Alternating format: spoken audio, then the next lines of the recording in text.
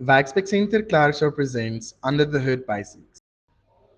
Firstly, your oil filler neck. This is where you top up your normal engine oil. The oil filler neck is usually located on the driver's side of the engine bay and has an oil symbol on the top of the cap.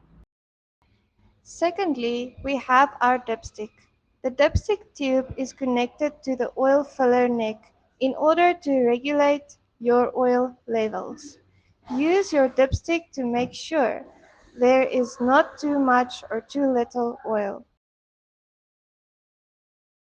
Let's talk about your water bottle, or coolant bottle as some call it.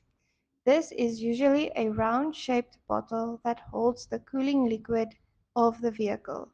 Regularly check that this fluid is sufficient to prevent serious damage to your engine. The window washer bottle holds the fluid that cleans your windshield. It is important to make sure that this bottle is full in order to prevent scratches from your wipers when you want to clean the windshield. Thank you for listening to our Under the Bonnet Basics. Don't forget to take care of your vehicle and call us if anything goes wrong.